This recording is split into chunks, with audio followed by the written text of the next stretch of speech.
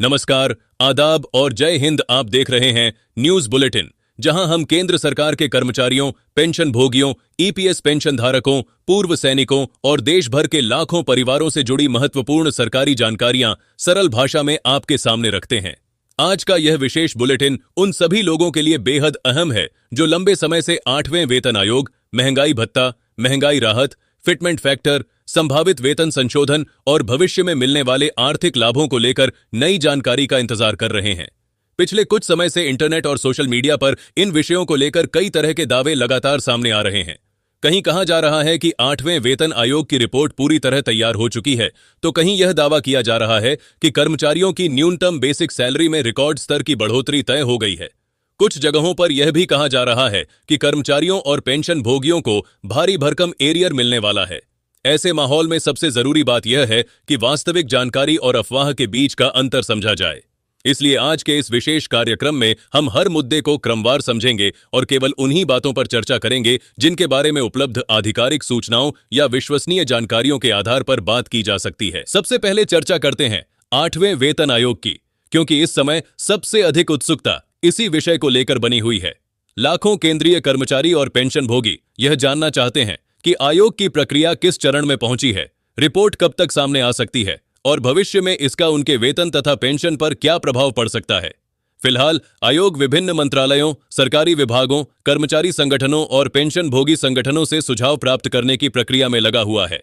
इसका उद्देश्य केवल वेतन बढ़ाना नहीं, बल्कि ऐसी व्यवस्था तैयार करना है जो बदलती आर्थिक परिस्थितियों, बढ़ती महंगाई और सरकारी वित्तीय संतुलन को ध्यान में रखते हुए व्यावहारिक साबित हो।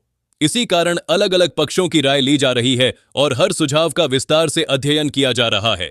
अब सबसे बड़ा सवाल यही उठता है कि आखिर रिपोर्ट कब आएगी।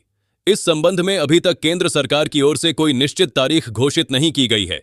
इसलिए सोशल मीडिया पर वायरल होने वाली संभावित तारीखों या किसी भी दावे को अंतिम सत्य मानना उचित नहीं होगा। आयोग जब अपनी पूरी समीक्षा और अध्ययन समाप्त करेगा, उसके बाद ही अपनी रिपोर्ट सरकार को सौंपेगा। फिर सरकार उस रिपोर्ट का परीक्षण करेगी और आवश्यक होने पर कैबिनेट स्तर पर निर्णय लिया जाएगा। इसलिए अभी किसी निश्चित समय सीमा की आधिकारिक पुष्टि नहीं हुई है। अब बात करते हैं उस मुद्दे की जिसकी चर्चा सबसे अधिक कर्मचारी संगठनों के बीच हो रही है, और वह है फिटमेंट फैक्टर।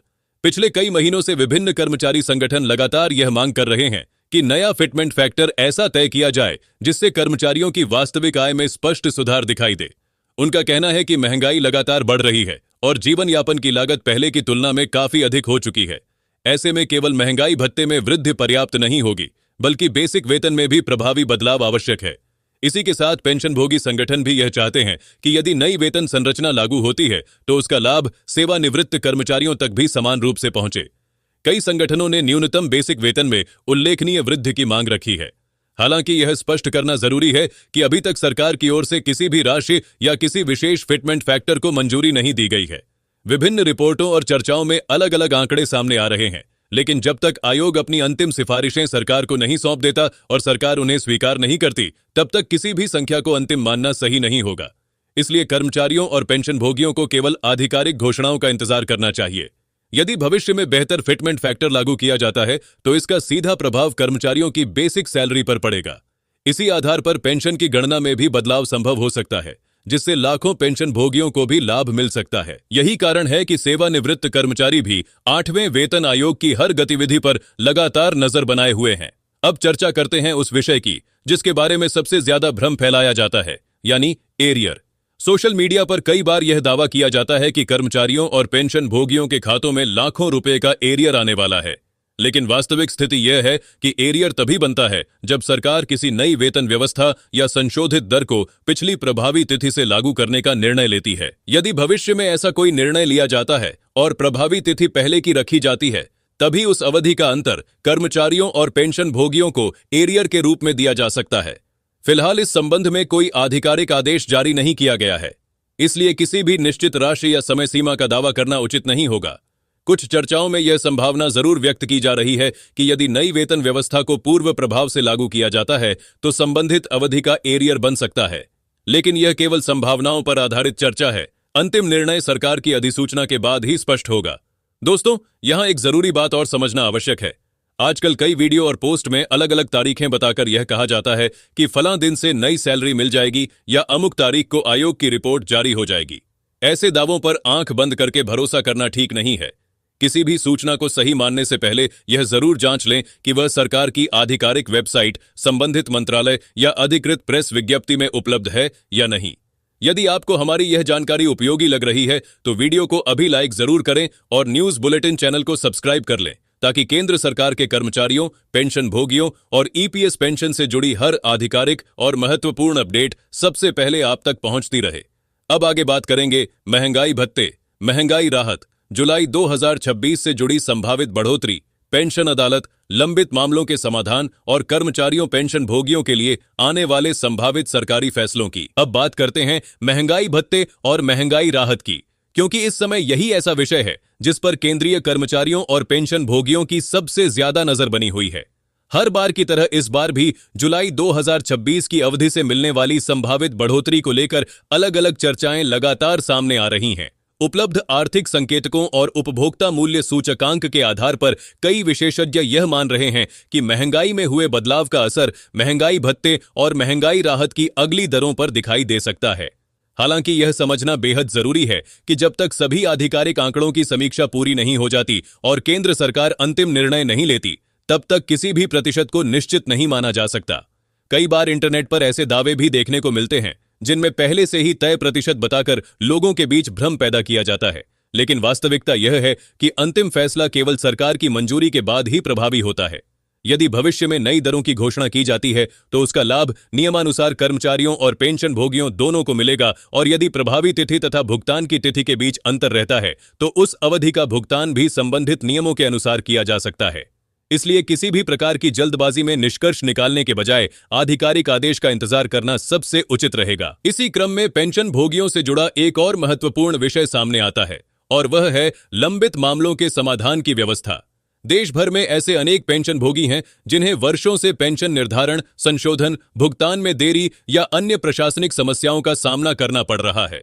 ऐसे मामलों के समाधान के लिए समय समय पर पेंशन अदालतों और विशेष सुनवाई कार्यक्रमों का आयोजन किया जाता है, जहां संबंधित विभागों के अधिकारी सीधे शिकायतों को सुनते हैं और उनका समाधान करने का प्रयास करते हैं। जिन मामलों का उसी दिन निस्तारण संभव नहीं हो पाता, उन्हें प्राथमिकता के आधार पर आगे की कार्रवाई के लिए दर्ज किया जाता है, ताकि निर्धारित समय सीमा के भीतर उनका समाधान किया जा सके। यही व्यवस्था इस उद्देश्य से बनाई गई है कि सेवानिवृत्त कर्मचारियों को बार बार कार्यालयों के चक्कर न लगाने पड़े और उनकी समस्याओं का समाधान अपेक्षाकृत तेज गति से हो सके। यदि किसी पेंशन भोगी का मामला लंबे समय से लंबित है तो उसे निर्धारित प्रक्रिया के अनुसार अपनी शिकायत संबंधित विभाग के समक्ष अवश्य प्रस्तुत करनी चाहिए, जिससे उसका रिकॉर्ड आधिकारिक रूप से दर्ज हो सके।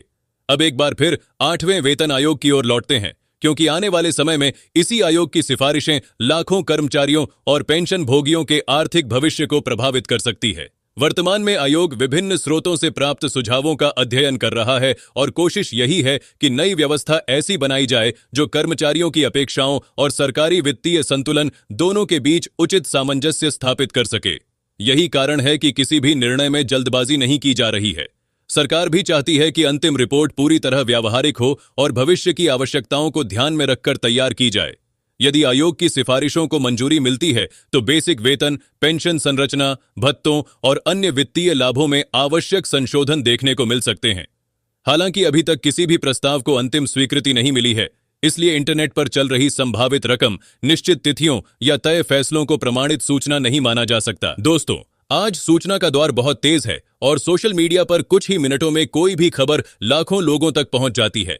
यही कारण है कि कई बार बिना आधिकारिक पुष्टि के भी ऐसी जानकारियां वायरल हो जाती हैं जिनसे कर्मचारियों और पेंशन भोगियों के बीच अनावश्यक भ्रम फैल जाता है। किसी भी वायरल पोस्ट, वीडियो या संदेश पर विश्वास करने से पहले यह जरूर देखना चाहिए कि वह जानकारी किसी सरकारी मंत्रालय, आधिकारिक वेबसाइट या अधिकृत प्रेस विज्ञप्ति द्वारा जारी की गई है या नहीं। यदि ऐसा नहीं है तो उसे केवल चर्चा या अनुमान के रूप में ही देखना चाहिए। सही जानकारी पर भरोसा करना ही भविष्य में होने वाली निराशा से बचने का सबसे अच्छा तरीका है।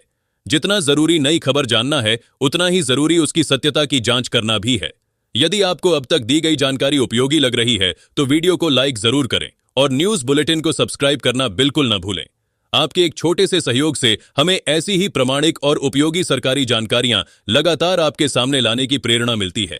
साथ ही इस वीडियो को अपने उन साथियों, सहकर्मियों और पेंशन भोगी मित्रों के साथ भी साझा करें जिन्हें 8वें वेतन आयोग, महंगाई भत्ते, पेंशन और सरकारी अपडेट से जुड़ी विश्वसनीय जानकारी की आवश्यकता रहती है। फिलहाल उपलब्ध आधिकारिक स्थिति यही बताती है कि 8वें वेतन आयोग की प्रक्रिया आगे बढ़ रही है। विभिन्न पक्षों से सुझाव लिए जा रहे हैं। महंगाई भत्ते और महंगाई राहत को लेकर भी समय आने पर सरकार निर्णय करेगी तथा यदि भविष्य में कोई नई व्यवस्था लागू होती है तो उसके अनुसार कर्मचारियों और पेंशन भोगियों को मिलने वाले लाभों की पूरी जानकारी आधिकारिक रूप से जारी की जाएगी। इसलिए इस समय सबसे आवश्यक बात धैर्य बनाए रखना, अफवाहों से दूर रहना और केवल विश्वसनीय स्रोतों से प्राप्त सूचनाओं पर भरोसा करना है। जैसे ही केंद्र सरकार, संबंधित मंत्रालय या आयोग की ओर से कोई नया आधिकारिक अपडेट सामने आएगा, हम उसकी पूरी जानकारी आसान भाषा में सबसे पहले आपके सामने लेकर आएंगे ताकि आपको हर महत्वपूर्ण फैसला समय पर समझ में आए और किसी भी प्रकार की भ्रामक जानकारी का शिकार न होना पड़े। आज के इस विशेष बुलेटिन में फिलहाल इतना ही। अपना और अपने परिवार का ध्यान रखें, जागरूक रहें, आधिकारिक सूचनाओं पर विश्वास करें और जुड़े रहें न्यूज बुलेटिन के साथ, जहां हर बड़ी सरकारी खबर तथ्यों और प्रामाणिक जानकारी के आधार पर आपके लिए प्रस्तुत की जाती है। बहुत बहुत धन्यवाद। जय हिंद, जय भारत।